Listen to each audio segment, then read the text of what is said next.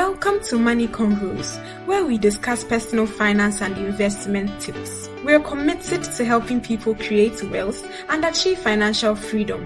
Follow us on Twitter, Instagram, Clubhouse, and Facebook, and subscribe to our YouTube and podcast. Alright then, let's head into today's conversation.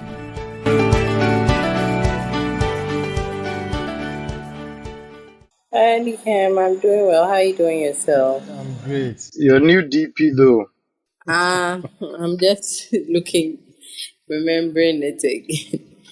Yes, I had to change my picture. This is what I got. Okay. It's nice. Hi Prince, how you doing? I'm great, Alikem. Yourself? I'm good. I'm good, Charlie.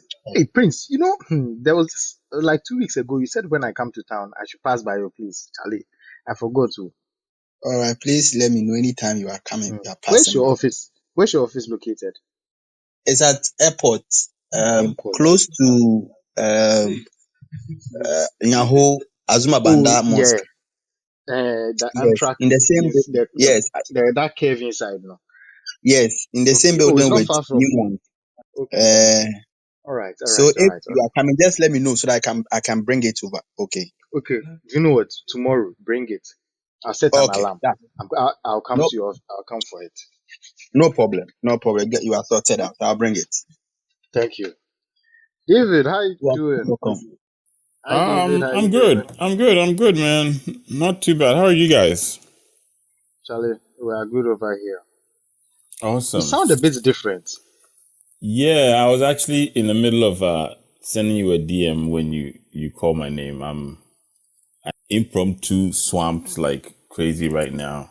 So my mind was just thinking of three things while I was trying to talk. All right. Don't worry. We'll be here waiting for you. Okay. Hello, Amelie. How are you also doing? Hi, Alikem. Hi, everyone. I'm doing great. Thank you. Hope you are well. I'm good. And since we haven't everyone spoken this year, Happy New Year. It's true. Yeah. Many happy returns. Thank you. Okay, everyone. Welcome to today's conversation. It's about financing your side hustle. And let me just foreshadow, in case you are wondering what we are talking about next week. Yes, Val's Day is coming, so we have an interesting topic. But I'll get into that in a bit.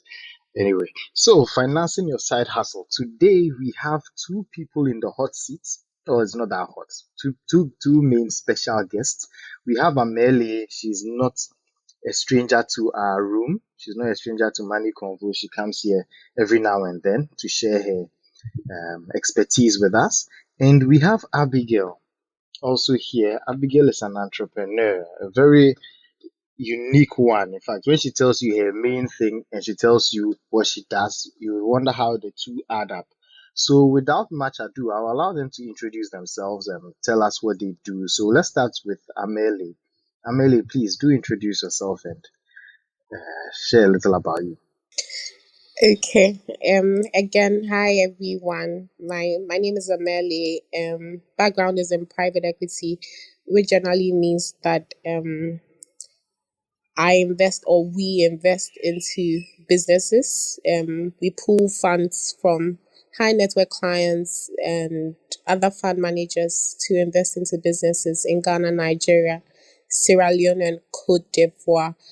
But I have now predominantly switched sides to sort of help women founders to raise capital for their business. So that's me in a nutshell.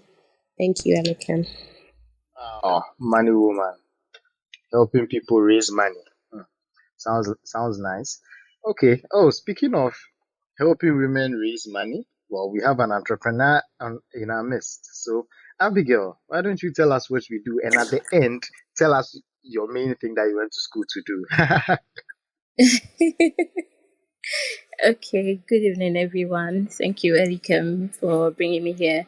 So, my name is Abigail, and for my side hustle, quote unquote, I run an online business for accessories, mainly for the ladies. Yeah, so I have jewelries and then handbags as well. I'm looking to open up and bring in more stuff, but for now it's just like accessories and handbags. And what I went to school for. So I am a graduate, foreign trained medical doctor. Yes, so yes, I'm a medical doctor in a nutshell. Hey, inti mame doctor now utong accessories ni jewelry. Oh yeah. You sell medicine or injections? Oh, Dabi Obiadi de Ope. Okay. All right. And this is so thank you both for coming on board and being willing to share your experiences with us. So the purpose of having this conversation is we know that a lot of people have thoughts of having side hustles. I'm looking in the audience and seeing a few people there who I know that they have some side hustles. You have your main thing you are doing, your 8 to 5, but you have an idea you are nesting, and every now and then you try it out, someone pays you, and go like, I could do this. Or if it's food, some friends are over, you cooked and they're eating and they're like, you know what, you should be selling this food, and your mind starts going all over the place, and you're like, maybe I could get paid, maybe I could do a business. You are sewing, you do beats for yourself, someone likes it, you're like, oh, give me some, then you charge them, or they are getting it for free. Anything, whatever it is you are doing, you have your main thing and you have a side hustle, right? We are not going to talk about how to run a business, how to do sales. No, no, no. We are going to talk about the money side of things. We are going to talk about how to fund this business, how it can interact with your own money, whether you should consider debts, and we are going to do that with real life experiences. So I encourage you that if you are in the audience and you have such an experience, feel free to jump up on stage and let's also engage with you, hear your stories. Let's hear what worked, let's hear what didn't work, and that can help anyone who is thinking about having a side hustle to think through this process and know whether they should continue, whether they should go in, or they should just stick to their main job, or if they're already in it, maybe someone is feeling like I should get out now. What should they do? Let's share these stories. Okay, so without much further ado, well, okay, before that, Mimi, we talked about this conversation ahead of time. So, is there anything you would also want to share on the topic, on the relevance? Yeah, I'm quite excited about this. I mean, I started something on my own some time ago, and I had to start with my own money and create some creative other ways of doing things. So I'm excited to hear what other people have to say, and I want some of those accessories, Abigail. Hook up. Mimi, do you want it free or you want Oh, to me pay too. for it? Yeah. We are trying to encourage. Ish, ish, you got money. Okay. Yeah, we'll get to that point, right? Friends and family wanting freebies. So Mimi is walking the talk, encouraging our friends' hustles. Okay, so Abigail, let's start with you. Can you share with us like when you started this side hustle and what got you to start it in the first place? Because I can see that you probably didn't get the idea by looking down a microscope and looking at some microorganisms and saying, perhaps people need accessories. I don't think that's how it went down. So, care to share how you started? Okay, definitely. I didn't get it from a pathology class or something. So I studied in China, and one of the advantages of being in China is that like you have access to a lot of business ideas, business opportunities. So while I was there, initially a friend reached out to me and he was like, "Oh, Abigail, why don't you like because you're a lady and you like these fashion stuff, you should link up so that we can do this business and I will bring in the ladies and he'll bring in the guys." But I wasn't really interested then because when I went, I was all about my books, my books, my books. I need to get the grades and stuff like that. So I was all about that life. And then eventually I started doing the online shopping in China, like buying stuff online. And I realized that most of the items that I was getting to buy from the websites, they were very affordable compared to how much they were sold for in Ghana. So by then, I didn't have any idea about shipping cost and stuff like that. So I thought, wow, why are they selling it like for such huge prices back home when they're so cheap over here? And the quality is okay. First of all, let me apologize if you hear some noise in the background. It's my little brother. He won't shut up. Okay, and so the idea came from shopping online, and sometimes I'm an impulse buyer. So I just felt like, okay, I'll introduce my friends to it. I'll show my friends some of the things that I had seen online and ask them if they were interested. And then from the response, I will know whether this is something to pursue or not. But initially, I felt like, oh, this I can get it for like this is like easy business, like because they're very affordable here, and I'll be able to bring them home and sell them. So that's where I got the idea from, like the idea of buying and selling. When I realized it was easy for me to buy the items at very affordable prices and be able to send them back home to sell them and get reasonable prices for them without having to charge the unreasonable prices I was seeing online. Yeah, so basically that. Nice, nice. You took advantage of a market opportunity. Or Amelie, what was the more technical way of talking about this innovation? That's what you said, Elikem. You're There's no doing like technical name. no, you're doing like when the teacher calls you to answer a question and say they've already answered said what I was going to say. Exactly. Okay, good one there. Okay, Abigail, thank you so much for sharing that. So an opportunity, getting into the new year, when people were talking about New Year resolutions, people were wishing each other New Year wishes, right? And there was this popular one. They said, "May you be able to afford all the things that you have screenshotted." Have you heard that? Has anyone heard that wish before? A lot of young ladies or people screenshot clothes, dresses, hats, bags, and stuff, right? That one day they will get to buy it. So, Abigail, I'm guessing that's how you started with a lot of screenshots. Something like that. Nice, nice. Okay, all right, all right. So, moving on. I'm curious. How long have you been doing this? You mentioned you started when you got into school. So, how long? I think I started somewhere in 2017. So Okay. that would be, I think, going on 5 years. Interesting. Okay, going on 5 years. So now, okay, I know that you are still a student yet to start working formally, right? Am I right? Yeah, that's right. Voila. Do you think what you earn now, when you start working, the field you are going into, your side hustle would be earning you more than your main job? Right now, yes, yes, yes, yes. Hey, no, no, no, no, I'm sitting up. So saving lives don't afford what the earrings can do.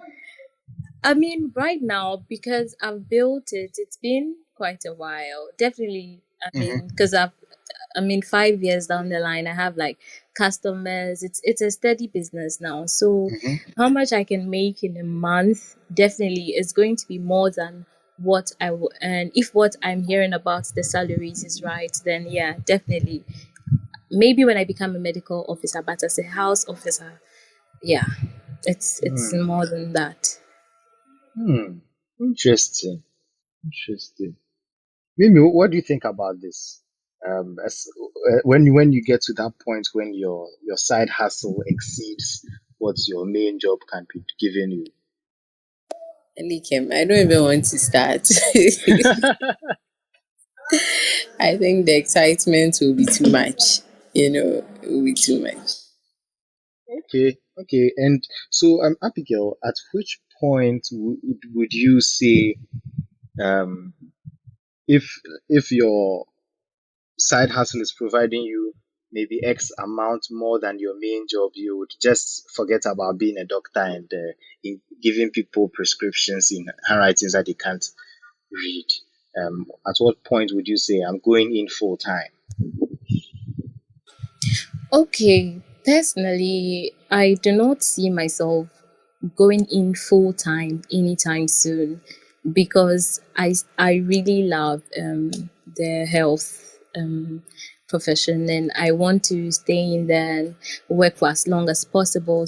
But that being said, I do plan on expanding the side hustle. So it will not be my main profession or my main job per se, but it would be big still. I don't know if you get what I'm trying to say. I will I, not give up. Or I I will get not you. I won't retire from the health profession and then go sit in the shop every time. No, but I do plan on expanding the business to make it bigger than it is now. Interesting. You just reminded me of someone I know. A rich man. He's a surgeon, but he's such a businessman. Oh my! And it's worked out for him pretty well financially. So I hope in future you get there, be like him. So him man, Amelie, let's switch over to you. You've as someone who does private equity investments, you've met a lot of startup founders. Granted, I know that you do large ticket size. What are your ticket sizes? That's the investments that you make or the metrics for these investments. What's the typical size? Is a minimum of $5 million. Okay, okay, all right, all right, all right. Well out of our league, but yeah. So, in your experience, have you met a lot of founders or any founders who started out like this? They started out their business as a side hustle, and now they can actually afford to mention to say some things about their business to draw you to a table to have a conversation with them.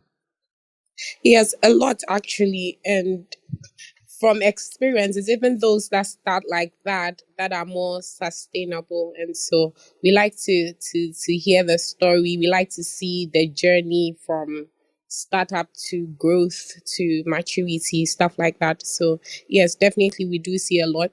And the ones that most likely get investments are those that started pretty small and have built up over the years. That's very good. So, to our audience, if you are wondering why Amelie is saying 5 million, but I thought we said we are talking side hustle and we brought big woman here to be talking $5 million for us, right? And it's for us to be able to dream and see the future. Amelie mentioned something. These businesses that start with a good story, start from scratch, and are able to grow it steadily are more sustainable. That's a key word that I want everyone to have in mind, sustainability. Someone could just start something right from the ground up and just do rush, rush, rush, but the foundation may be weak, right? But Amelie, can you shed more light on what makes these kind of businesses sustainable? What are the things that you do in the early stages that makes it work? So most of it is structure. You'd realize that there are there are some big businesses who have no structure. So the foundation is quite weak. Without the CEO or without the top management, I mean, no one does anything. You basically have to go to the founder for every instruction on what to do next and stuff like that. So most of the businesses that we see that are sustainable are those that are put in structure or who put in structures very earlier on. And so, I mean, the CEO could be away for 3, 6 months, even a year, and the business will still run. Um, I mean, that check and balances as well. So it's not like someone is doing their own thing somewhere and money's leaking and stuff like that. I mean, there's so many issues that could happen in a company that didn't take time to grow. So you tend to find that you even invest in a business and the money leaks. And so preference is really for those that have done the right things um over the years. If I'm trying to put it in the lamest terms as possible, but I do hope you understand what I'm saying. Otherwise, you can ask questions and I'll sort of like expand. Oh yes, yes, I do get what you are saying.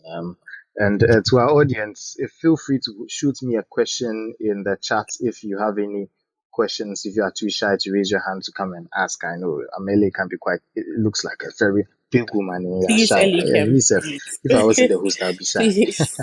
Oh no, I'm sure. Oh, my boss Pani in the audience, he can even see that. Oh, this Hi, is a big woman. This is a Pani. big woman. I remember Pani from Data Bank. So, Ah, oh yes, my yes. boss is a big man. He's a big man. But no, but he can rub shoulders with you. anyway, so Amelia was saying something a few moments ago, money leaking, and in my work, I have seen good investments that we gave money to good investments. They were doing projects. Everything was supposed like Ejumana Sheshe, like we've worked out everything. It's supposed to go well. Then there's diversion of funds, and that's all, right? That's what breaks everything, brings everything apart because the business can provide the money to pay back debt, to pay dividends, and all that, but the managers or the owner is just siphoning it to go and do some other running, and it never works out well. So, Abigail, over the last almost 5 years of doing your work, I can imagine that your personal money and your business money have seen each other, have hung out together, or do you keep them very separate? Like, what's your take on this? Do you keep your personal money very separate from your business money? Okay, so let me answer first from my personal side. I when I started, I was in China and my customers were in Ghana. So what I would do is when I send the stuff, my sister receives the money and she alerts me, okay, she's received the money, blah blah blah. And then sometimes I would ask her to use the money for, like, we're using the money in Ghana. So I wasn't receiving the money per se sometimes. So we're using the money in Ghana. It was more like to just keep me fluid, with money at home. So if I needed anything, someone would use the money for stuff like that. So with that, I realized after a while that, hey, matongo nyama bebre, minyeska bebre, but I don't know where the money is. Like, I have nothing to show for it. It's like, this is the money. So I mean, when I came home, that was when I decided to, like, set a different account for that, for my money. And then now I would see that, okay, the business is growing much faster than when I was in Ghana and when I was in China. So yes, my personal money and the business money, they've mixed. They got married, had babies, and all of that. All of that. Yeah, I've had that experience, and yeah, I learned from it. I had to learn from it if I wanted the business to grow. Wow, that's an amazing turnaround story, and I really appreciate you sharing that. Starting from um, realizing where you went wrong and picking up the lessons from it. That's a very good one. So if you're in the audience or those of us on stage, maybe wanting to take on more risk this year, if you have a side hustle going on and you haven't separated it, Charlie, you need to start separating it, right? And I guess with mobile money these days, what some people do for their business is they have a separate phone. Those with the iPhones will hold their iPhone normally, but there's some yam in the back pocket or deep in the purse. That one is for business calls, and they keep that one for business, and people send money to that one. I guess that's a way some people could separate the money. Prince, you're a young man. You know a lot of young people who are doing different things. Do you have any experiences of young people who have side hustles and either they are separating the money or they are not separating the money, and there are positives and negatives from this kind of situation? Do you have anything to share like that? Hi, Prince. Are you in a position to talk? Okay, I guess Prince is not. David, how about you? Are you out of your meeting yet? I can talk for a quick bit. So when I had a Okay. side hustle, I had a little real estate thing going on the side. For some reason, right from day one, I set up an account specifically for that.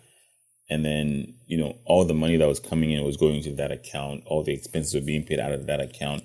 I didn't want to mix it because, when you go into your checking account to want to go buy something or go splurge on something, you probably don't think about it because it's your money. But when you have the two of them mixing up and then you go buy some expensive item because you feel like splurging, and then you realize there's an expense that needs to be made on the business end of things, but then there's no money, then, it becomes an issue. So for that reason, I had the business side separate.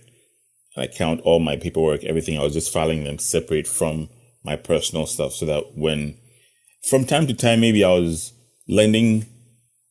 person was lending money to the business, but then it would pay back to me. But outside of that, everything was separate. Chinese walls. Wow, it's like eating into the working capital.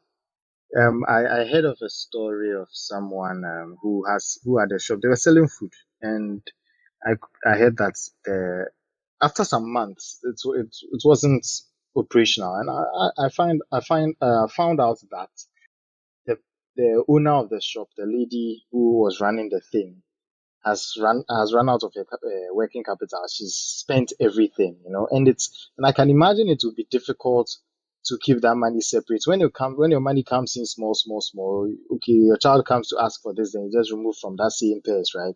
So it could easily happen. But hey, let's listen to what David said and learn from those lessons. Okay, so the topic is financing your side hustle. So as we started talking about money in the side hustle, let's let's get into that. Um, Abigail, how did you fund this side hustle? What were the sources of your income to be able to start this and buy? I think you were buying stuff. Were you? What are the different models that they were? Yeah, I wouldn't box you. Come again. Can you ask your last question again? Okay, I was going to give examples of ways of funding it, but I just want to keep it open. How did you get the money to fund your side hustle? Okay, so when I started initially, it was on a pre-order basis, which means you make part payment, and then when I deliver the stuff, you pay the balance. But as I said, I was not taking that money either. So I had money, so I was funding it myself. Let me just say, initially, I because I had money while I was in China, so I would use my own money to buy the items and then send them home, and then yeah. But whether or not I was taking the money, there still remains that they would make part payment, and then when the items arrived, and the part payment was enough to purchase the items and ship the items as well. Then the balance is like, that's how come it was easy to spend the money, because the balance was like, it's my money now. Okay, okay. I guess we are all listening. Those are the kind of margins they are working with. Okay, I hear you. So yeah, make part payments, and that's what you use to buy the goods. Makes a lot of sense. Is there? So does that mean you grew this organically? So I'm guessing maybe the first few times before did people always trust you enough to make part payments, or you had to front some of them? I started with my friends. Most of them were in tertiary by then, and because they knew me, it was easy for them to trust me that I would bring the items. And I think I got lucky with that. But when I expanded and went on Instagram and stuff like that, I would have cases where people would be like, oh, I've not received the things, I don't know you. And I think the internet fraud thing was also, new and stuff. So they'll make all those things. But I had to make a policy, that this is it. If you don't have to buy if you don't want to buy. If you trust me enough, you can make the deposit and I'll bring the items, because I would also have reviews and stuff on my page. So people will come when their friends post me and tag like, this is from this shop and stuff. So that's how I grew it. It wasn't easy getting people to trust me, but I started with my friends, and then they would also tell their friends about it. So it made it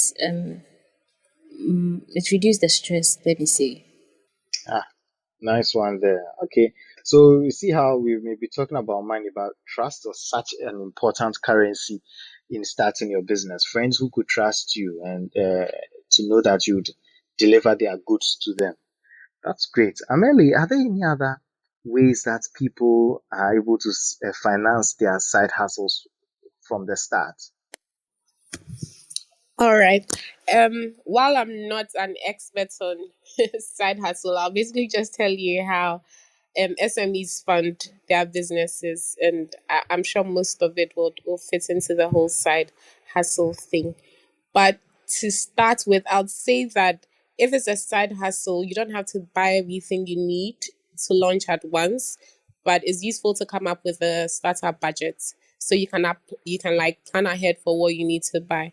And it's important to speak to people that are already in the field so that you are aware of certain costs. Some costs do not look apparent to you because you're not in the field yet until you get into it and realize that you should have factored all of this in your pricing and stuff like that to be able to make money. And so definitely speak to someone and have a budget. And I'd also advise that you start with your personal savings. This savings could be from maybe your salary if you're working already. So you have some sort of salary, you saved some money, you have some investments that you have some returns or maybe some T bills or something like that. You could start with that. If it won't be enough to cover the cost, then you could start looking at maybe decluttering. Now we have many accounts on Instagram and things that are selling stuff that you don't need. So you realize you have two TVs or you have a PS game that you are not using because a new one has come and you have bought it, that there are easy ways to sell those things off to make some sort of money. So I always advise that you start with your personal savings. Also because no one is easily going to give you money if you haven't put in money in your business by yourself. It also ensures that you're tied to the business. If you have some money to lose, you'll be more tied to the business rather than starting and then stopping halfway because you realize that it takes too much time or too much effort, or at the least challenge you give up because, well, it wasn't your money you used to start anyways. So even investors will ask, how much money do you have in the business? Because it signifies that you have skin in the game. So definitely personal savings. And then maybe the next will be family and friends. This is tricky, very tricky. And so we try to tell people that if you're raising for family and friends, I mean, make it an arm's length transaction. So don't just think that because you know the people, then it means everything is going to go well. The thing with family and friends is when money comes into play, you could lose the relationship, and so you'd want to treat it at an arm length. So document things. If the person is saying, "Hey, this is a gift. I'm not taking it back." Let's put it down. Let it be clear that it's a gift. Thing is, in the beginning, the business might look small, but when it begins to grow, someone will come back and say, "Well, you started the business with my money, and so I sort of like own this with you." So let's make it clear. If it's a debt to be paid at a later time, with no interest or with interest, let's put it all down very nicely. No sophisticated document, just something, I mean, like a one pager you could easily draft to just say that these or this is the terms of the loan. If it's a loan, if it's equity, which means the person is going to own some of your business, let it be documented, sort of. So yes, apart from personal, you could borrow from family and friends, but please be sure that you put in the necessary structures to avoid stories that touch, as we say.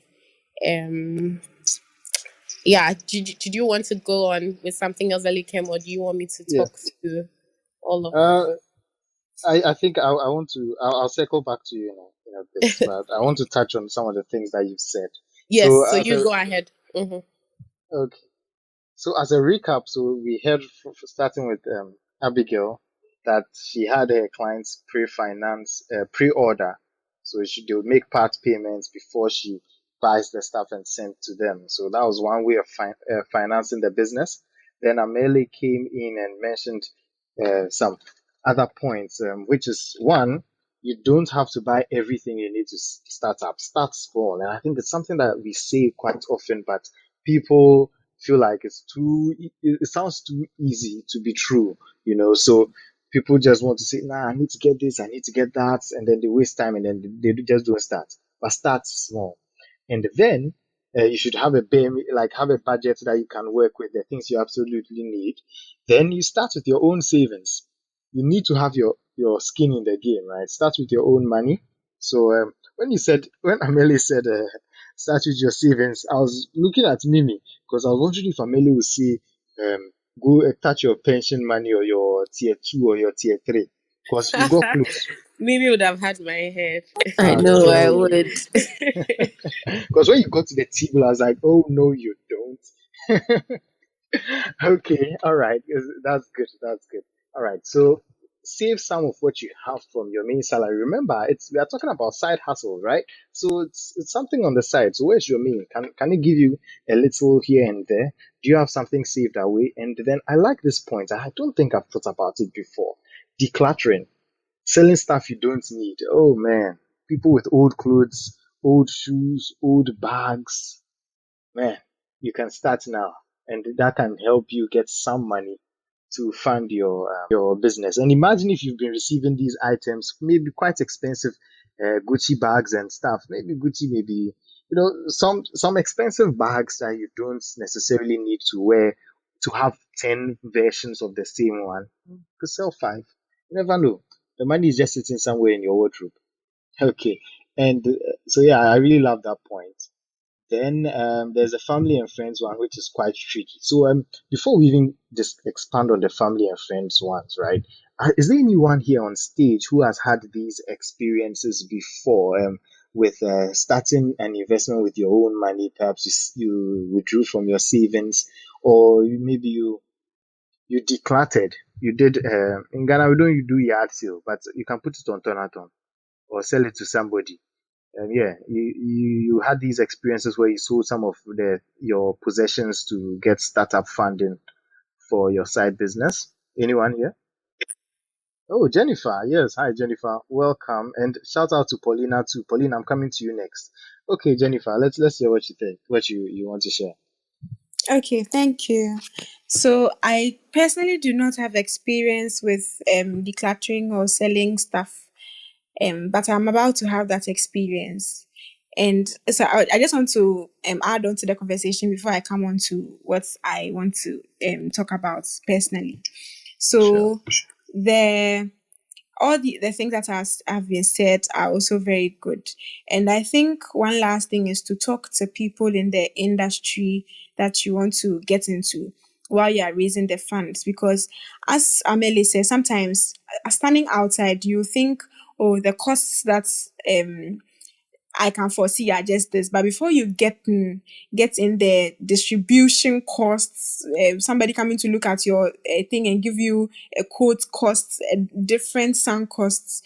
So you really need to do an in-depth analysis of all the costs that you may incur while you start your business, so that when you are looking for the funds to do it, you won't be found wanting. Because usually when you make a mistake like that and it's so daunting and like, oh, I don't think I was even made for entrepreneurship, but then it's just poor planning that got you there. So yeah, better planning can help all of us. Now back to Jennifer, if before you get into your main point, partly I just have to comment on this. This one is not necessarily a cost, but it's more on even the revenue side, talking to people to understand the dynamics of a business. Charlie, how many of you people still have face shields around? Jennifer, did you ever get into the face shield frenzy? no, please. Oh, okay. I have a friend who still uses some as well. That's fun. But anyway, please continue. But I can understand because it was all the craze when it came and nobody bought it. Yeah. Yeah. Anyway. So please, I'm selling a king size bed. This is an aside. I'm going to Hey, list on Tona. So okay. please, if you are interested, to let me know. It is slightly used. It's not anything. Oh, you It's mean almost new, like an loud? iPhone. Yes. Thank you very much. Okay, all right. So Jennifer is already practicing the tips that we are discussing here, decluttering, selling some stuff, and I don't know if it's to fund a side business, but okay, all right. So hit Jennifer up if you are looking for a king size bed. All right. David, how about? Oh no, wait. I was going to Paulina. Hi, Paulina. Have you ever tried a side hustle, and have you used any of these methods to raise money for the side hustle? Okay, perhaps Paulina is not in a position to talk. I'll check on her in a bit. David, Mimi, how about you? Have you tried any of these before? So, the whole selling, the decluttering thing, I love that idea, right? But I don't know where it is that I developed this sense of mine and I'm trying to shed it off, but I can't. But in my head, and there's this stigma to, like selling your belongings as if say, yeah, you are broke and, you're trying to raise some money, be. And I don't know where it came from. So I seem to have a hard time, selling stuff, even stuff that I don't need. And for the life of me, I just can't, I don't know, I can't get rid of it. So I I haven't been think able to you sell need a anything. deliverance service. I think I do. I've ever since I started using iPhone, I have every single version of the phones that I first started till today. When I get a new one, I just put the other one in some drawer somewhere. I have like 10 versions of some old phones, be Samsung, Nokia, that I used all these years, and I never sold them, even though I could have made some money. So I'm looking for this deliverance service that will shed me off of that stigma of, when you are selling stuff doesn't necessarily mean you're broke. And then maybe I can make some money, because there is a lot of money to be made. Thank you. Okay, that's an interesting one. Knowing the problem is half the battle, right? So, yeah, the Ababa, we'll bring a team to I come and admit help I have you. the problem. I like that. This is a business idea for somebody. Just Mm-hmm. collect people. You don't worry about how I sell it. I'll bring you your money. I'll take my cut. You It's a know, yes. Anyway, yeah. Maybe just a second. I think Jennifer wants to react to this one before you come in. Yes, please. Thank you. David, they don't do bring your phone and add money and swapping. They don't do someday. They do, but even that, I don't know. Maybe I just like looking at old stuff. I don't know. Like I said, I have a Okay. problem. So So you please, look at how far you've come to where please you are forgive now. I me. think it also, yeah. Maybe that's what it is. I don't know. Charlie, the matter chop hard, very, very hard. Okay, all right. Maybe please do share your thoughts. yeah. So I was saying that for me, I think I did the same. Sorry for the noise. I think I did the same as Abigail mentioned. I didn't think, even if I sank any money, and it'll be something very, very small. And I try to get free venues, or some of the stuff I would have had to pay for free, and try to do some of the things myself, do it yourself and all that, so that I can, so looking at cost saving strategies. But people, it was an event, so people would normally pay ahead of time, and based on the money out. In fact, I don't think I ever sank my money in. I think I always used, the money that was paid to do the thing. Yes, maybe that's why I didn't take it too seriously. Maybe if I had put my own money inside, I'd have been a bit more aggressive. Who knows? Did not have any skin in the game. Okay, all right, all right. That's good, but it's good to hear at least a scenario where you're able to do the business with other people's money. That one too is a good idea. So speaking of other people's money, I'm mainly talking about family and friends and how tricky it is. All right. So let's see. Let's start from a positive note. Examples of family and friends investing in your business, either through debt or through equity or gifts, that this has worked out well for you. Abigail, let's start with you. Do you have any such experiences? Yeah, I do. I do. When I came, when I came back home, my business was not in a good place. Because I had spent all the money, and I had just a few products available. So I spoke to my little sister who had just graduated from university by then. She had some money saved, and I told her. So I had to present an idea to her, of course, and show her how we were going to make profit. And because she was the one receiving my money at first, she knew how much money we could make from the business. Initially, I wasn't just bringing in accessories. I was bringing in clothes, shoes, bags, the whole deal. But I decided then, like, oh, we can go into accessories with like this little amount of money and we can double it, triple it to the size. And she believed it because she had seen that before.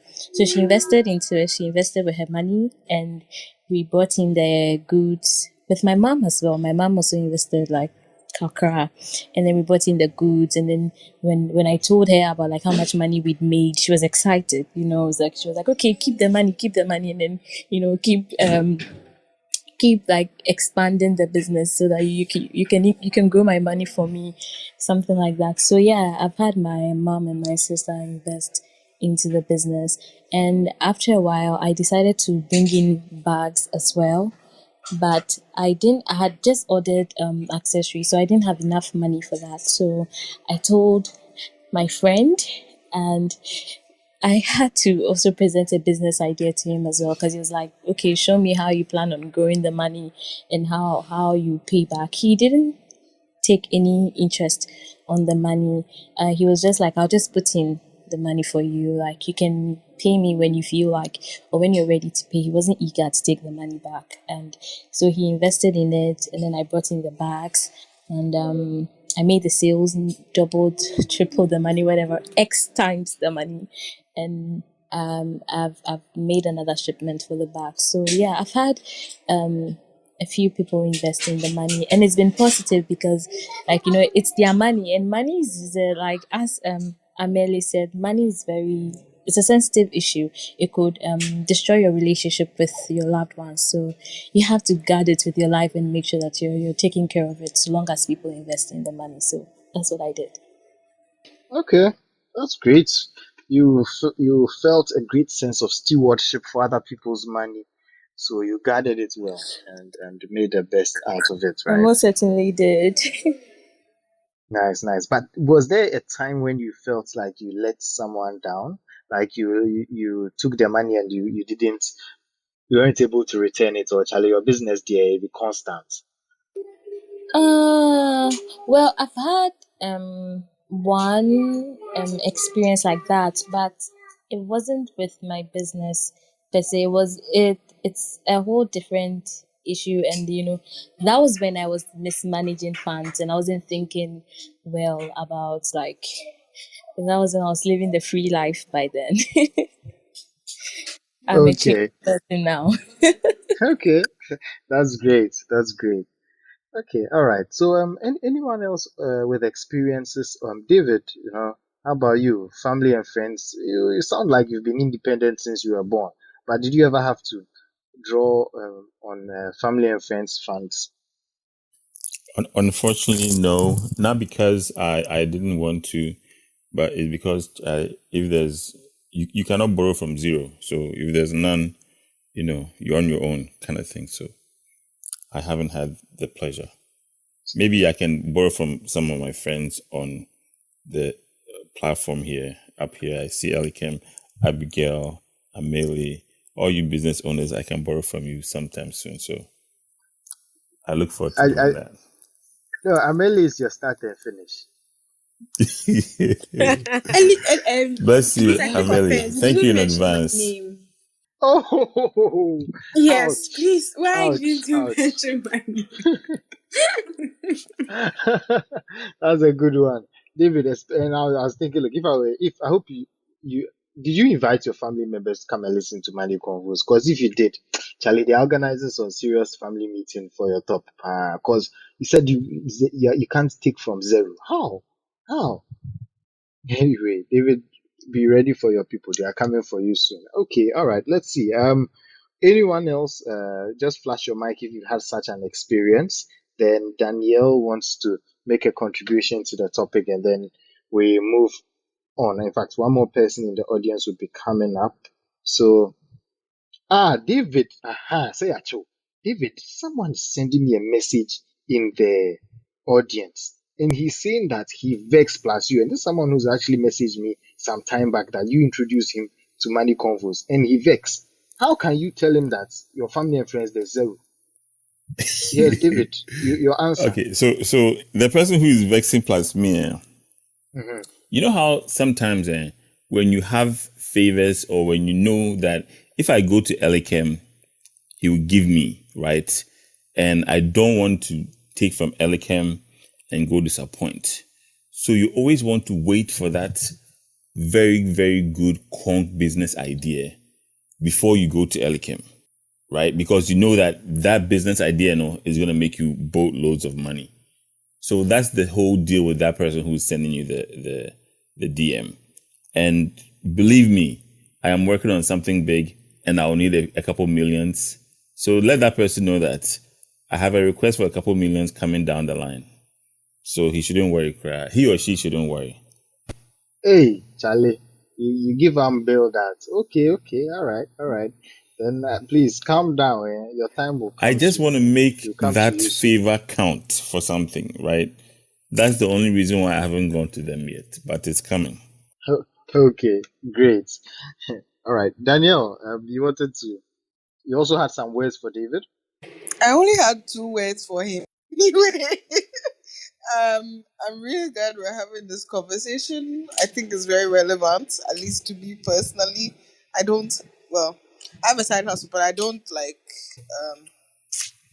how do I even put it? I work for somebody doing something, let me put it that way. But I had a few ideas that I've been exploring, so I'm really, really thankful for this topic. So thank you very much. But David, once again, Chairman, why? Why?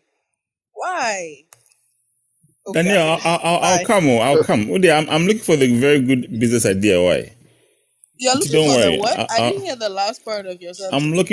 I'm working on this very good business idea. So I'll come. So you don't worry. Hey, okay. Yeah. Okay, all right then.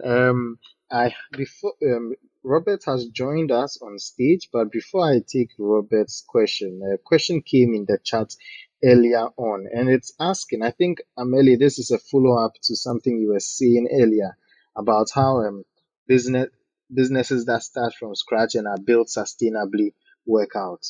So the question is, how has it been for those owners who didn't give 100% focus to their business?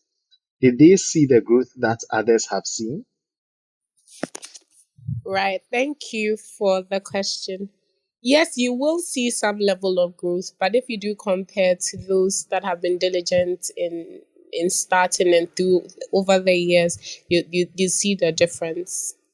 So yes, there will be some growth, and they make a lot of mistakes before they get there. So say you've invested X amounts in them, they would have wasted like half of the amount before they realize that, okay, so these structures have to be put in place before we can begin to grow. People just assume that once they raise funding, then all of their answers or all of their questions will be answered, all of their problems will be answered. But then they get the money and they realize that is not the answer. I mean, funding is not everything. There are certain structures that you have to put in place before you draw down on funding. Otherwise, you'd waste the money because it keeps leaking out all the time. So yes, sometimes they realize the growth. It takes a while.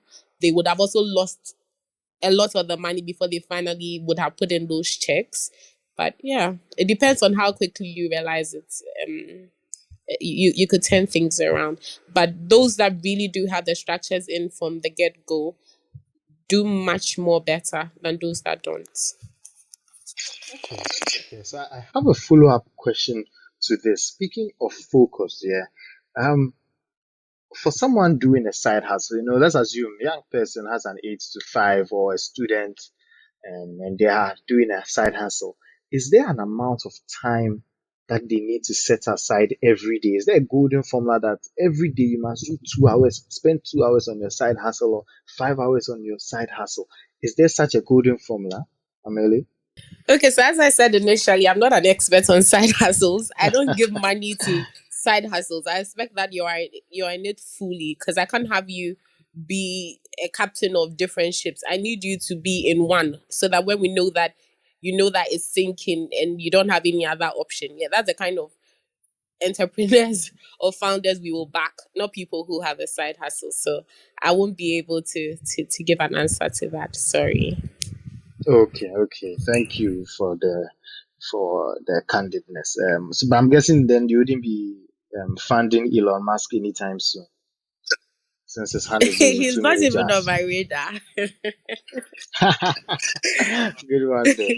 Abigail, how about you? Is there an amount of time or focus, a certain measure of focus that is necessary to make your side hustle work?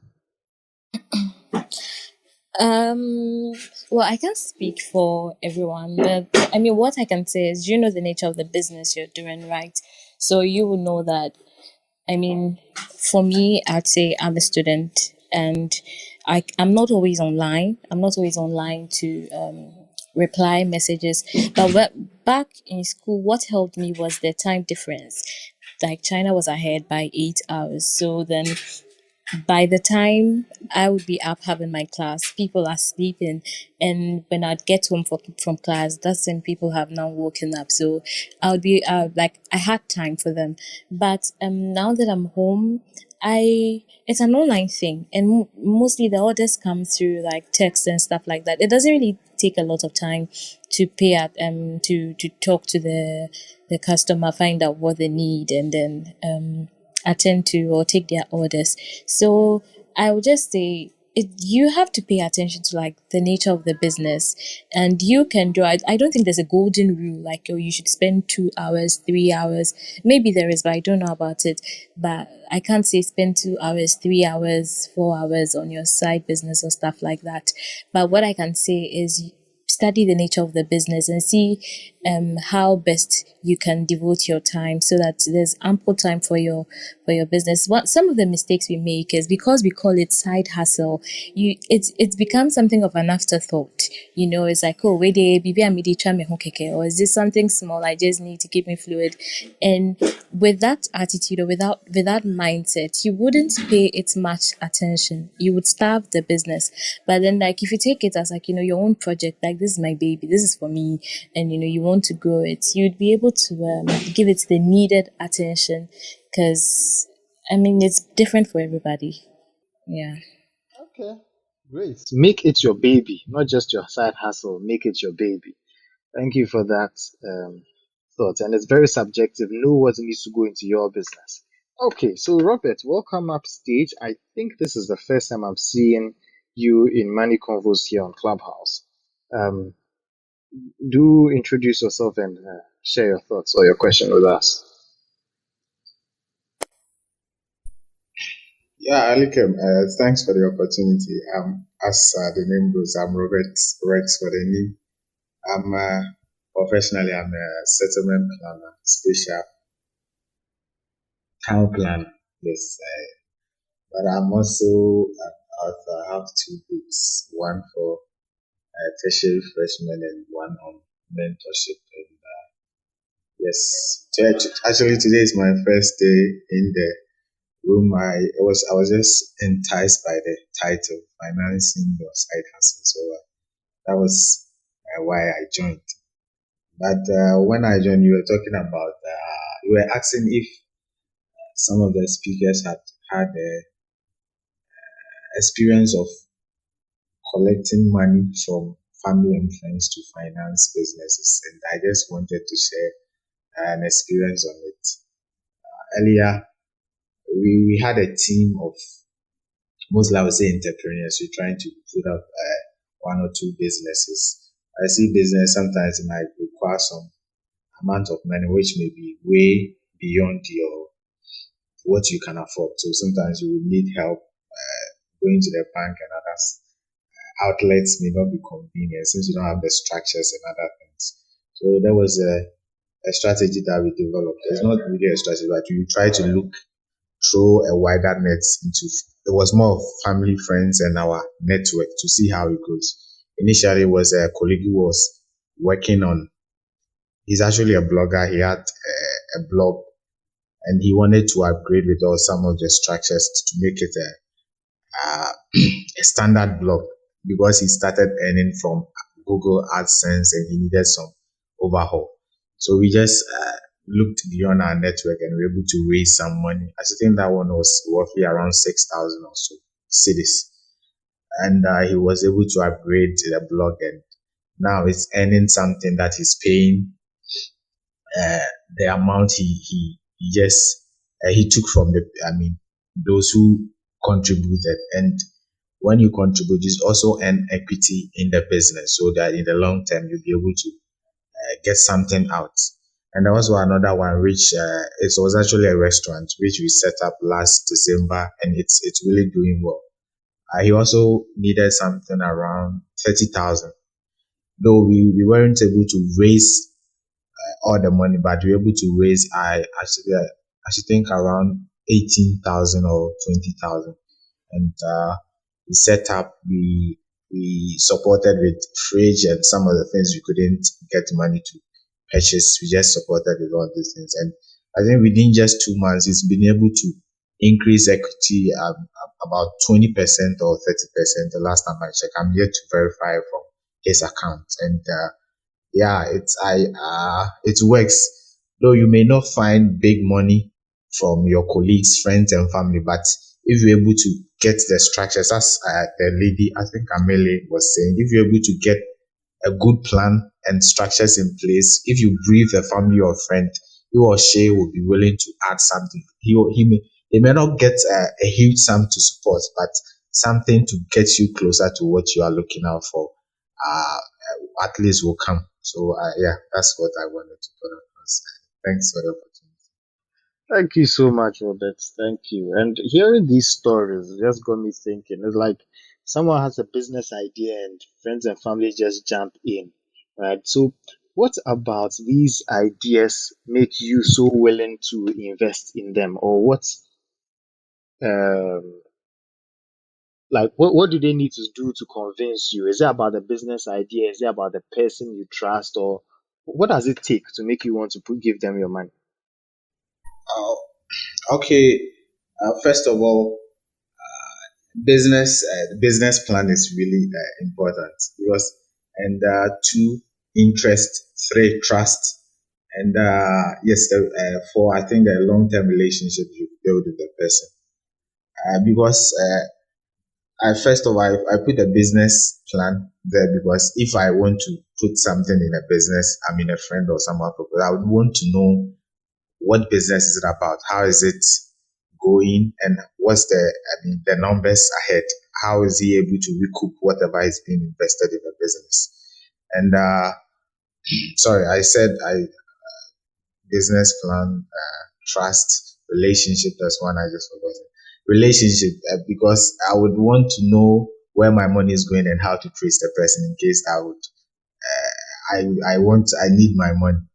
And the trust too, it's probably we've done something over the years, or I know this person is has some track record of good relations, or if he borrowed money from me, was he able to pay? Have I had any financial issues with other colleagues or something that may not affect the trust we build over time? So we look at some of these things to be able to ensure that you would give out money, because this thing is not like a formalized business structure that will need legal backends and something to retrieve your money. Well, it's just, I think trust really counts as well. Thank you, Robert. I hope I'm clear. Yeah, you are very clear, and we may be talking about money, and I'm sure someone may have seen the title and thought we were going to talk about how to get a business plan and all that. Yeah, all that is important, right? But this is a second or third time values are coming up. Trust, building relationships. When you tell someone that, hey, I am taking this is what I'm going to do with it, and you actually do what you said you were going to do with it. And then you honor your promises. Yes, we all know that Charlie business can go bad, and that's fine. That's fair. Yes, we would like to get our money back. But if we lose it, and we lose it knowing that you did your best to try to keep the money and try to grow it, I think that's much easier. And even if it goes down, someone may be willing to give you another shot, right? Because you have a good character. Um, Amelie, have you experienced anyone who had a character that prevented them from getting money? They may have had a good business going, but it's really about the person. Yes, yes, we see that all the time. Especially for my line of work, if you're not open to suggestions, if you're not open to seeing things from other people's points of view, and we definitely won't put money into the business, because then we could easily lose it. I mean, it's a huge risk. So, like Robert said, for us, before you put in money into any business, it's almost like a marriage, right? You should know that um you're going in knowing that it won't end in a divorce or something like that. And so you're checking out each other, you're learning about each other, and if there are any attributes or characters you think that, hey, this is a red flag for me, and then you sort of like not go into it. So we do see that a lot, and character is very important, especially for founders. If they don't share the same values that we do, or we do not see um certain character traits like leadership, again, like I mentioned, open to suggestions and stuff like that, we won't put money into the business at all. It's very important. Great, great, great. Character is important. And the first point that was even mentioned, being open to ideas. Someone is giving you money. It's not just the money that's going. There's a certain level of emotion and effort and intellect that's going in there. And they may want to influence it, right, in a way.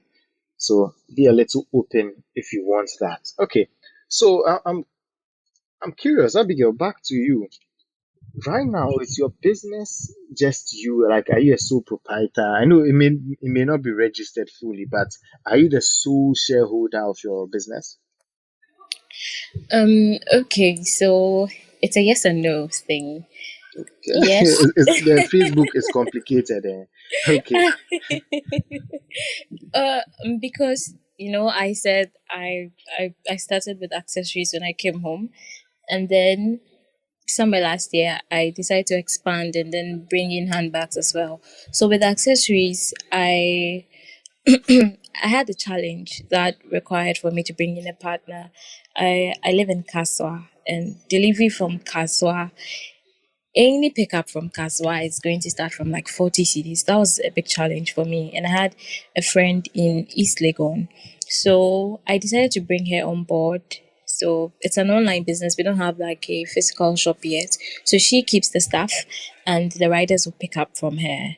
So that's for the accessories. But when I decided to expand into the handbags, I do that on my own for now, because I want to eventually build it by myself. So maybe going to sole proprietorship. But for now, it's I mean, that's where the yes and no thingy comes in. And also I deal with the online customers, and she has the ability to, like, if she stands in front of you, she could get you to buy anything at all. And I don't have that talent. So she's able to deal with the customers face to face. She's able to bring in physical customers, and I deal with like the online stuff. So yeah, I have a partner for the accessories, but with my handbag business, I do it on my own. Yeah. Interesting. That's a good idea. But this your friend who is such a sales guru. I have a challenge for her. David Papano. But he's very chisel. I dare you to bring her to see if she can get David to buy anything. I think I'll try to take Shots up that fired. challenge. Sure, we'll see. And if it works, yeah, then you can try Mimi too. Unless it's baby things. That one there, maybe it's a sucker for those things. Otherwise, she won't buy. Anyway, okay. So you mentioned a point, and it's related to how to get financing for your business, right? It would cost you so much to do deliveries from Kaswa, maybe 40 cities. But you said you brought in someone else who could help with that side, right? Can you just clarify that for me? Yes, I did. Okay, so is it that the person has delivery bikes, or how does Oh, it no, work? no, no, no, no, no, no. I mean, she's in East Legon. So Okay,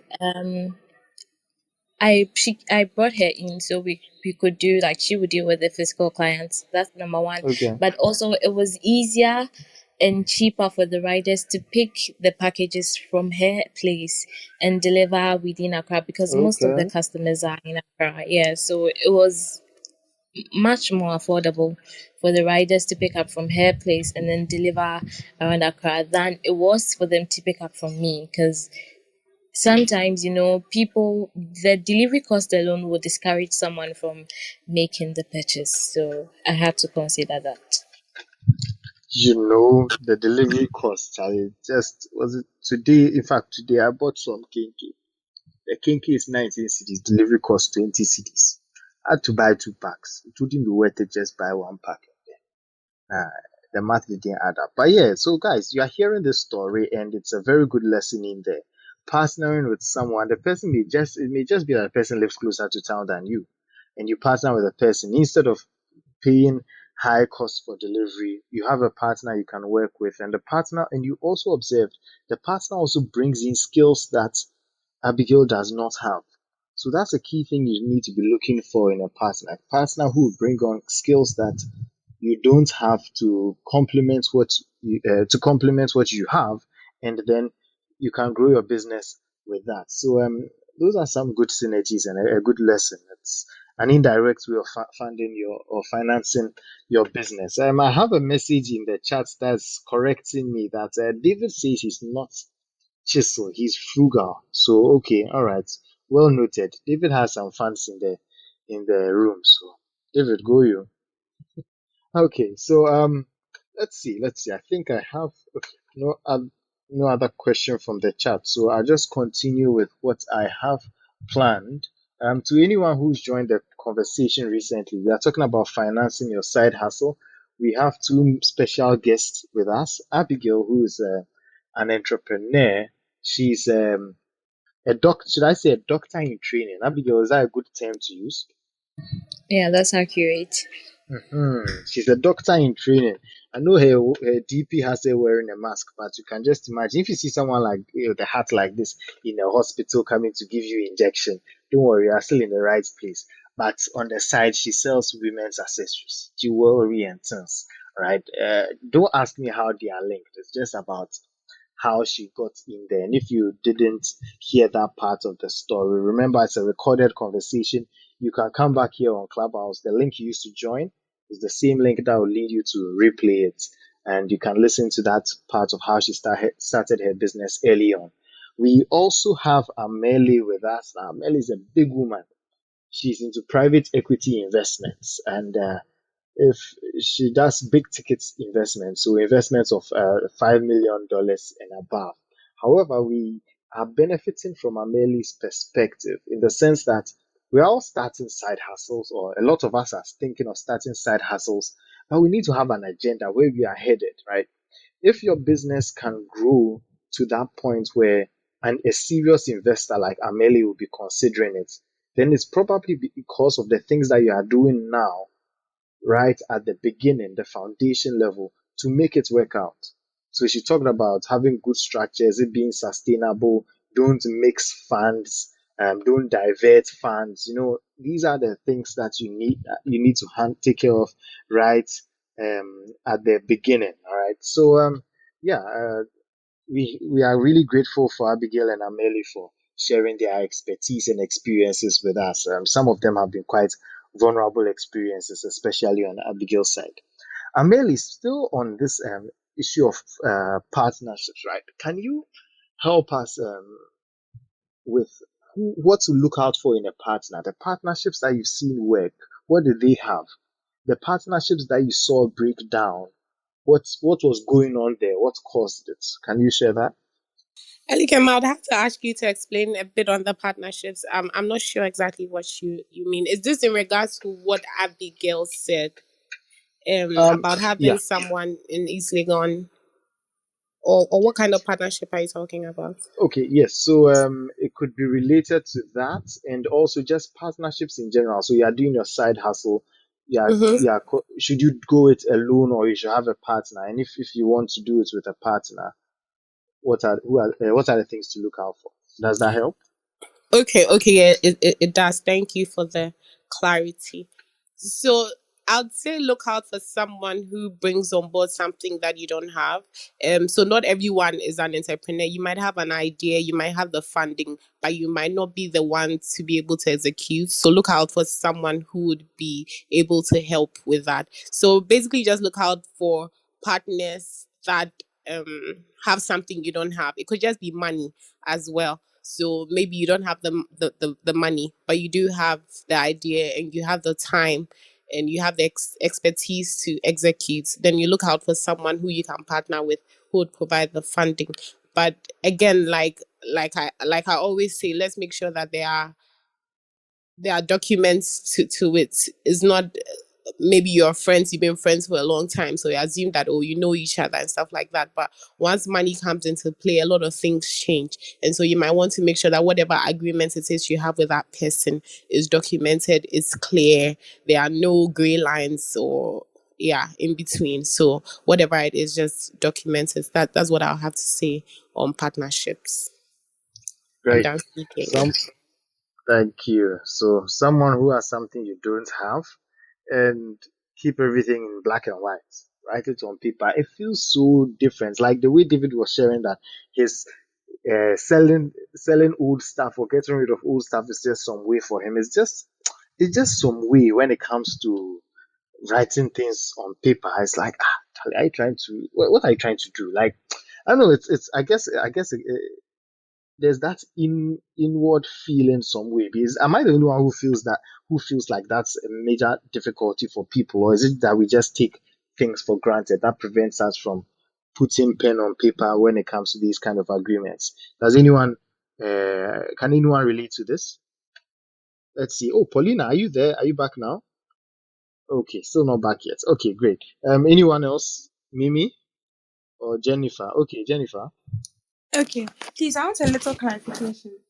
Um, are you asking why we most times do not document our partnerships? Yes, and yes. Okay, And so I think, investments, anything. Just yeah. documentation. Yeah. Okay, so I can speak a little to the partnerships. I think usually we have that. Oh, please pardon me, I cheat. Minya de onye me bone, which translates to my brother or my sister or my relative will not do me any harm. And so, if you seem as if you want to put pen to paper, then it looks like you have trust issues or you don't trust the person, and the person can feel offended or something. So if we are forming let's say when we are coming together to form a business, we are still in the euphoria stage and nobody wants to come across as the untrustworthy or like I have issues. And so people will just brush things aside, and before you realize, issues are coming up that could have been like documents could have dealt with certain issues that could pop up in businesses, and because we don't have anything like that, then it is going downhill from there. And then the documentation, other stuff like investment and things, I think it's still the trusting nature that we have, that oh, nothing harm will come to me, or God will look after me or something of the sort. So we really do not care for those things. Yeah, thank you. My 2 cents. Okay. And that makes sense. That makes sense. You don't want to be the first person to pull the trigger and then go like, but this guy too. Okay. I feel you. I feel some way to do that. Okay, great.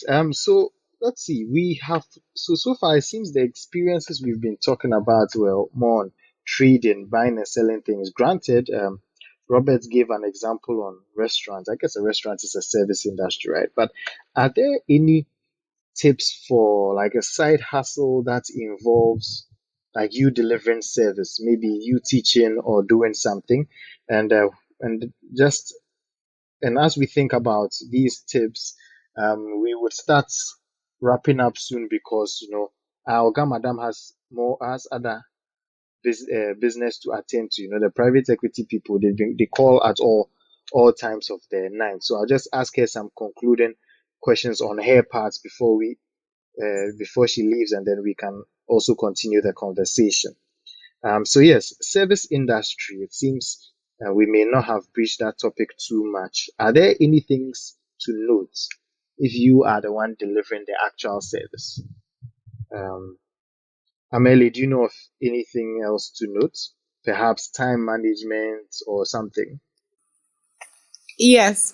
So if you're doing this as a side hustle, I think the first thing you should sort of get confirmation on is if your company that you work for agrees to it. So like in my line of work in private equity, is it okay for me to give advice outside of working hours in the same line of work? So you need to find out if this is, I mean, allowed first of all, because you do not want this to end up affecting your main job. And also for that, all you need is maybe another phone and a laptop that you can access if you're doing a service business, like maybe consultancy or teaching, like he said. And so the cost involved in that is not much, but you need to manage your time well so that it's not conflicting with your actual job.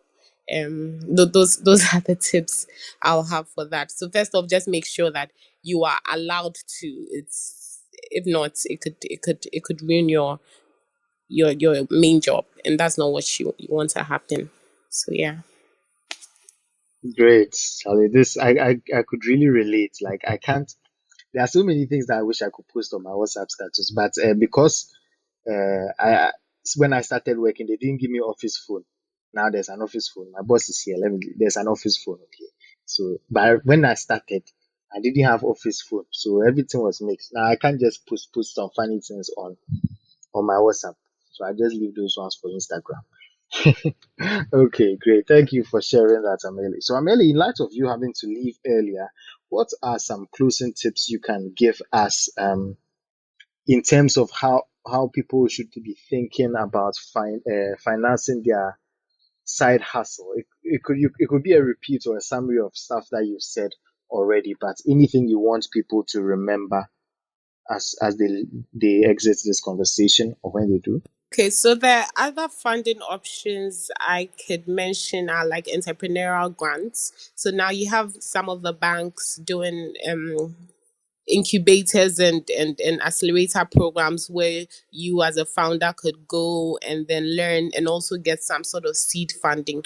Also, for these incubators and accelerators, they already have a network of investors, so you're most likely able to get funding from them when you have passed through that accelerator or incubator program, because then they know that you've gone through some level of training and you've covered the basics. They likely would help you to write a business plan, think through your business model. You would have maybe done your forecast numbers and stuff like that to know if the business is viable or not.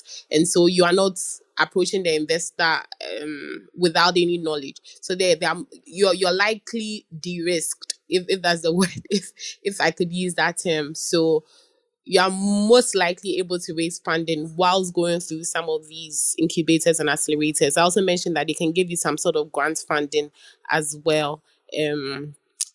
There's angel and VCs, venture capitals that you could speak to, but for that you should know that you would be having to part with some of your business. Some of them can give it to you as a loan, but most of the time is equity. And so if you're not looking to seed ownership in your business, then an angel or a venture capital will not be ideal for you. We do have some of these crowdfunding platforms as well, not too common in Ghana, but the GoFundMe's and stuff where you could talk about your business ideas, especially if is on an impact side. And so you're not just doing the business for financial returns, but you're actually making an impact in the lives of people or in the lives of your community that you're located in and stuff like that. You are most likely be able to raise funding through this crowdfunding platform. So these are all yeah funding sources that you could explore if you're looking for funding. I'll just say that do your research. There's so many people out there giving out funding, but they all have their criteria. So then make sure that you're doing your research and the criteria that they have is you match up to it so that you're not wasting your time and their time as well. And we tend to see people speaking about incubators and accelerator programs. You tend to see a number of founders in these programs. So I've coached a number of them where you've met this person here, you've met a person here. So if you're spending all your time in accelerator and incubator programs, what time are you actually using to grow your business? So whilst this or one pitching context or the other, so whilst these are sources of funding as well, make sure that you are spending that much time on actually getting your business off the ground rather than all of it, spending all of it in pitching competitions. And so that's what I'll have to say. And then loans as well. People don't like to take loans, but then there are certain loans that you could, micro loans that you could take. I know EcoBank has some sort of loan package for women entrepreneurs. Access Bank also has something similar. So do your research really, and then see what works for you. And yeah, I wish you all the best with your side hustle. I'm done Great. speaking. Thank you so much. I was going to ask you to mention specific ones, but I think you've mentioned a few. EcoBank having a program for women, same for Access Bank. You mentioned GoFundMe, especially if it's for projects that have to do with, doing good for the community. Are there any other specific names you could mention? There are lots. So we know Fidelity has a accelerator program. Stanbic has one as well. You could check out GIZ.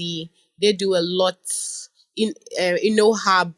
There are a lot of Impact Hub. There are a lot of accelerator and incubators for entrepreneurs who have good ideas. And if you're in the tech field, then you could look at Meltwaters. Yeah, you can reach out. Please feel free to message me. I can't mention all of them over the top of my head, but if there's any specific you need, you could just reach out, send a DM, and I'll be happy to assist with the information that you need. I hope that helps, Elikem. Yes, that helps a lot. That helps a lot. Okay. Okay. We are glad we can also reach out to you afterwards. So thank you so much for your Thank time, you for Amelie. having me. Enjoy the rest of your evening. You too. You too. Okay. Okay, great. So these were some names for you to remember. There's GIZ, I think that's the German Development Agency. There's Meltwaters, Fidelity Bank, Stanbic Bank, EcoBank, Access Bank, InnoHub, Impact Hub. I would post these on social media so that on our social media, that's Twitter, Facebook, so that if you want to refer to them, you can go and see the names and know where to start doing your research. And there's GoFundMe too. Yes, not forgetting that. Okay, great. So, Abigail, let's get back to you and your story, right? Just crowning off the story. Looking back at the last 4.5 to 5 years, do you would you say it's been worth it? Would you, if you had a chance to redo, would you have rather just focused on your main, just become a doctor and become the best doctor there is? What would it be for you? Oh yes, I think I would do it again and again and again. It's been worth it. It's really has, and it hasn't prevented me from being the best I could be in my medical field as well. So I can have it both ways. Ooh, go you! You can have it both ways. All right. That's great. That's great. So, can you share an experience of a challenge, like with money in your business? Not necessarily it being a personal money issue, but more like related to your business. Maybe some money loss or something like something. I hope you get what I'm saying. Like something that we can all learn from because we know that this journey is not so rosy. Yeah, yeah, yeah. So, well, with money, I said I was doing pre-orders and stuff. So people would make part payment and then I would deliver the item. So there was a time when I lost my goods. I didn't lose it. The company lost my goods, and the clients were like, my things, and I had to refund their monies for them. because some of them could not wait for me to like buy the items again and send them and bring them home. So I had to and that was a very trying time for me because I was like, I was so, and that was my first time having that problem. So I was so frustrated. I remember I'd call home, complain to my parents, and because I'd worked with the company for a while, it's I knew that something must have happened for them to lose their thing. So I didn't want to ask them to refund the money as well. They offered to refund, so they made like part payment or whatever. I didn't want to destroy my relationship with them by going haywire and stuff. So I had to refund the monies for the clients, and it made me rethink for just for a short while, like is it worth the stress, because some customers will kill you with their words. So I think that's the only time when I've had like a challenge.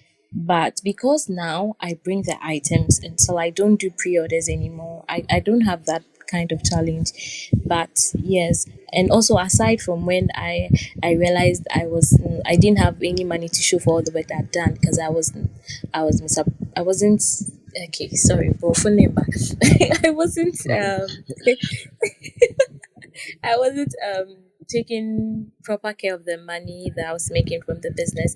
Yeah, and but then I also took measures for that. But the greatest challenge would be when I lost. Where we lost the goods. Yeah. Okay. Okay. Wow. That must have been quite an experience. I can't imagine. So many people calling you all the time, telling where are my goods, what's going on. Yeah. Wow. Okay, anyway, but fortunately, you've been through it and you are here smiling back at it. Okay, great. Just to pick on something you said earlier, right? You said you can have the best of both worlds, where you could do your side hustle and still train to become a good student and hopefully a very good doctor. How do you balance those demands? Um. Okay. I think it's easier for me because it's an online business, and I deal with the customers like via text, like on my phone. So my phone does not really take that much of my time. And also when I was in school, like I said, because of the time difference, it's really favored me. 8 hours. So the time I had to go to class and stuff like that, everybody was asleep in Ghana. So it was easier for me to go to class, study, go to the library, come back, and then I'm not how do I say this? I sleep late. So it was easier for me to stay up awake and maybe till like 2 a.m.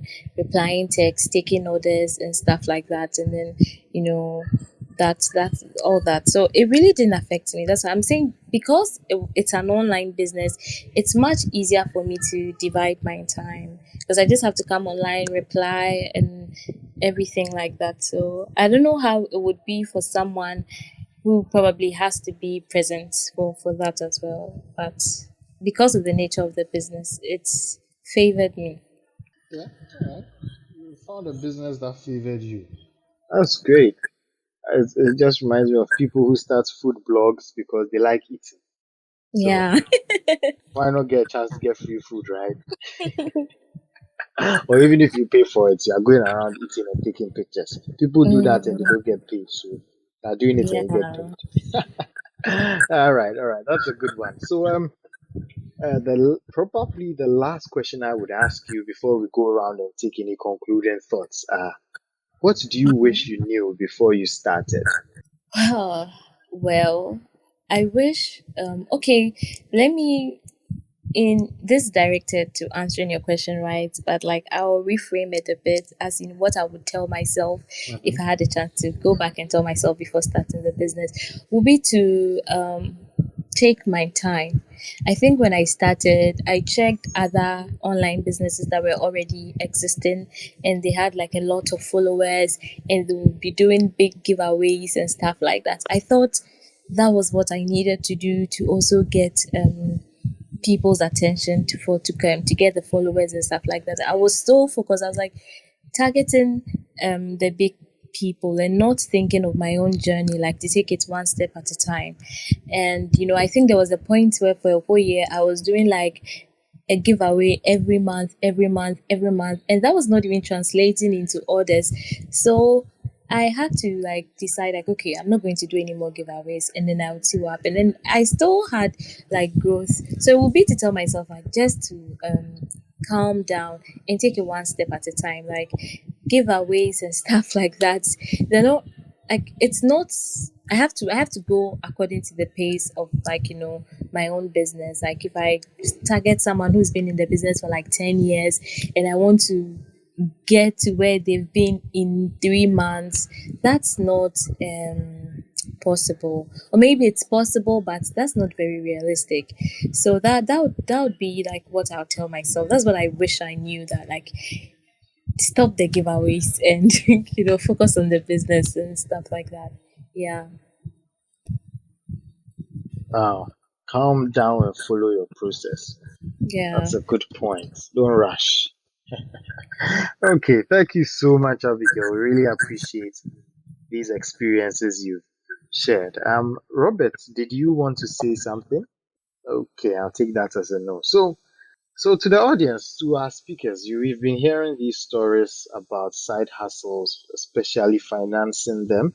Are there any thoughts you would have for us? Brapini, David, any thoughts you have for us so far from what you've gathered and from your own experiences? I was just about to send you a message and thank you for the last question that you asked her, because that was one question I was waiting to ask her, to talk about some of her challenges she experienced going through that business. I do not have much to add. I don't know if it's been said already, but learn about the business that you're trying to get into before you actually get into it. At least try to know something. I have been watching YouTube videos and other stuff on this thing that I'm working on.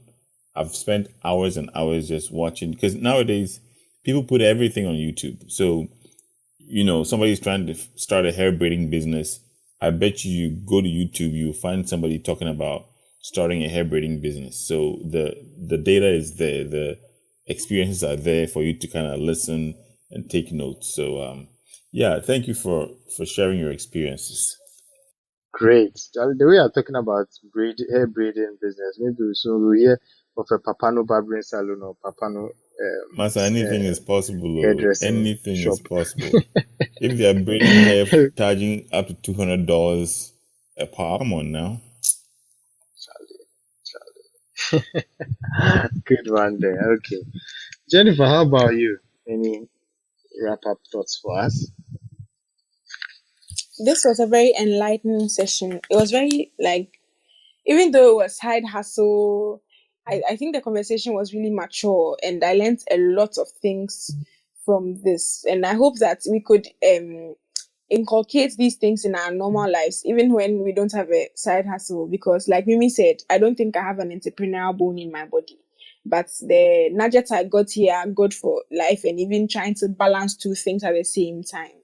So yeah, thank you very much, Abigail and Amelie, who's left. Amazing.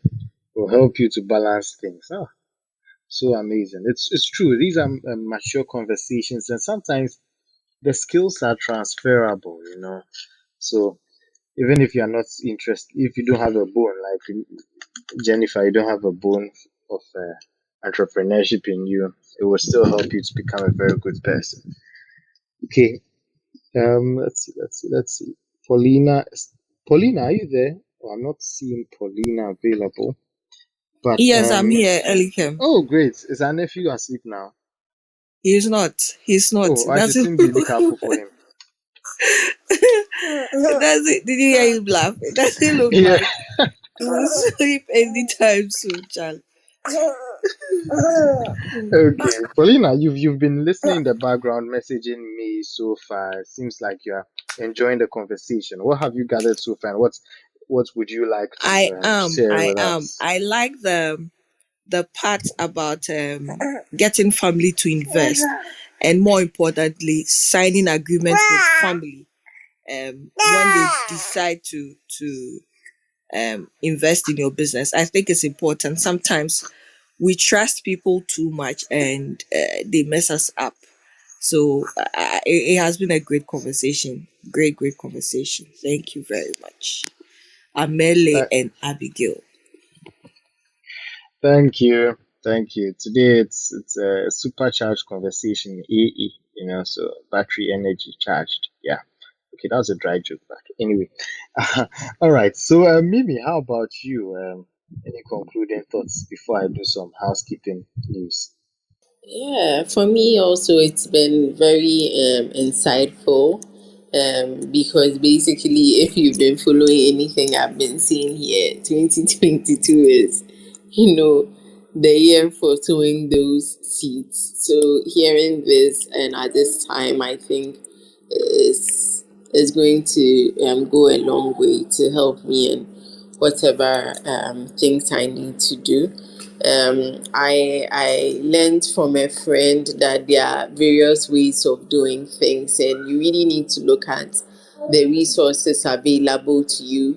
And sometimes you may not necessarily have time, but you have other things that you can leverage on to still take part in the side hustle. So let's not limit ourselves. Just look at what we can offer, and go back to the table and see if we can have a side hustle, because multiple streams of income is important, and especially at this time.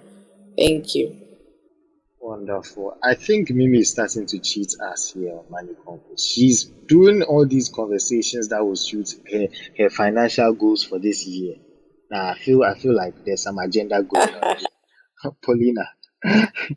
Paulina, I you wanted to say agree. I something? agree. But there's something that Mimi said that I want to reiterate. Sometimes when we talk about side hustle, a lot of times we are thinking about buying and selling. But your side hustle can also be that for you, Jennifer, you're in finance. So maybe you did a bit of accounting. So you offer accounting services to some other people, small businesses that need it. That will also bring you some cash. Or um, you a national service person, you can teach some other children outside of say where you work or the school that you teach, then that can also bring you some extra funds. So I for me, I think that when we talk about side hustle, we shouldn't only think about entrepreneurship in the sense of buying and selling, but also the service industry, because like Jennifer, I can also say, although I've tried it in the past, but I don't think that buying and selling is my thing. But I would rather offer, say, a consultancy service and get some extra cash. And for those in the audience who think that entrepreneurship is not their thing, maybe you are looking at entrepreneurship all wrong. You should consider offering your service, your knowledge for some extra cash as well. Thank you. PhD for the say ya na money. All you like is Yeah, to go and tipa do na yɛde consulting nam and they will bibi pay you anka big ho. money. Head only. Hey, it's great. Thank you for drawing our attention to that. It's not just buying and selling stuff. So it's also about offering yourself to do an activity for someone else and getting paid for it. All right. Thank you so much. I saw a hand up, but for some reason it's not bringing the person up. So you can shoot me a message if you're also trying and it's failing. All right. For me, I think it's been an amazing conversation. Do I have any side hustles? Yeah, I do things every now and then. In fact, yes, there was this time when Abigail and I actually, I was buying OnePlus phones. Those days when OnePlus was starting to make a good name and they were doing sensible things and they were the flagship killer. It's a smartphone brand, in case you don't know what it is. And I asked Abigail to buy some OnePlus phones for me, and I came and when they came down, I sold it, and yeah, it was looking like something I could do for a while, but I quickly realized that I don't have the patience of holding stock. No, no, no. So it was also a good experience. I At least I sold a few OnePlus phones. yeah, it's a bit of a side hustle. My side hustles, if any, I prefer to focus on my work, so I'm not so much of a side hustle person. But every now and then, it's like Paulina, these consulting things and then writing things for people. Eh, that's how we like it. Anyway, so thank you so much for listening in on this conversation, spending your Thursday evening with us. Money Convos has started the book reviews. We are reading the Psychology of Money. So we do that on Mondays at 7 p.m. And so the first 5 chapters is what we are reading. Chapters 1 to 5 are what we are reading for Monday at 7 p.m. I will share the link on social media for it. And this way, an interesting change is coming. We've been on Clubhouse for about 10 months now. Oh, in fact, about 11 months now. And we are looking to consider other options to make it more open. I'm getting feedback from other people. They're like, they can't join because they have to download an app, register. They just don't want to think about it. It's simple, but I get how people wouldn't want to think about it. But wouldn't it be just amazing if so many more people could access our conversation as we are talking? It's going on Facebook Live, YouTube, Twitter. So many people to engage with us. These stories are good stories that could go out. And then, of course, we'll put the recordings up and people would access them.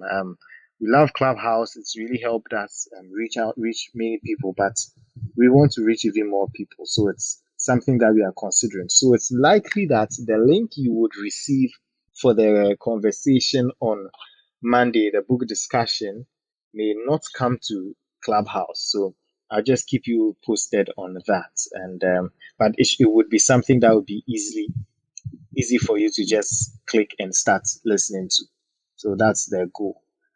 Okay, so in the absence of anything else, we could call it a night. And thank you so much, Amelie and Abigail, for sharing your experiences, sharing your thoughts, and being open to us hearing about your challenges and stories so that we can also learn from them and not make the same mistakes. And giving us also these growth opportunities, things to think about. We really appreciate them. And to everyone else, I wish you a good night, a good end of the week. I love Fridays, yes. And the weekend is coming. I hope you get enough rest so that you can get back to your main work and your side hustle with all that renewed energy. Goodbye and take care till Monday. Good night. Good night. Isn't it weird for you, David, saying good night when the sun is shining? I know, right? I always get confused when somebody calls me at 7 a.m. in the morning. Good afternoon. I'm like, what? You woke me up from bed. But Good night. Good night, Jimmy. All right. Bye then.